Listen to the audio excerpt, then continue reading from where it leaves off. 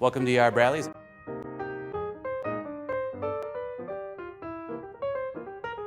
I'm Executive Chef Jake Zimmerman. Today we're going to be making Lobster Bisque. Let's get started.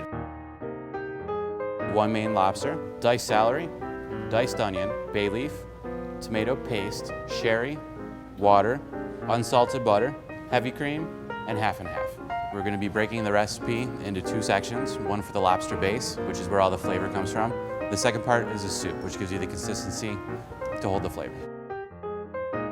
First thing you need to do is remove the tail while he's still alive or uncooked. Set that to the side, you're going to be using that later. With the remainder of it, what you would do is you would boil him until eventually he comes out looking like this. Remove actually his front claws. It's not necessary in the recipe we're using today.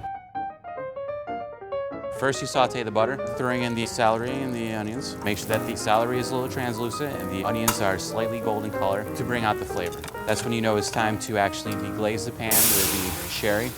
You do need to cook the alcohol out of the sherry. Then you would add your tomato base and the lobster and your water. When you're making a small batch at home, please feel free to crush the lobster. The smaller that you crush them, the quicker things cook.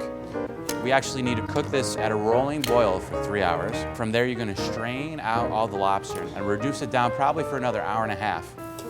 The real secret to this recipe is patience. This is actually the finished lobster base right here. All right, now that we got the finished base, let's go ahead and cook the soup. Take a little bit of base, put it in a hot pan. It should start to cook immediately. Throw in the heavy cream and the half and half. As you can see that it's bubbling on the side. It's at a nice rolling boil. When it's reduced down by half, you know you're done. Check to see if your soup is done. Stir it with a spoon and see how it coats. What you're looking for is to coat and kind of stick evenly. I'm gonna set this to the side while we actually cook the lobster meat. Chop the meat, grab a hot saute pan. Once again, a little bit more butter. Throw the lobster meat in there. And what you're looking for it to do is turn nice and white. Here we have Bradley's famous lobster bisque. You can save yourself a lot of time, just come into Bradley's, we'll have it ready for you. Or you can give it a try at home, the choice is yours. No talking. Make sure no one talks. If anybody comes up here, just tell them to go away without talking.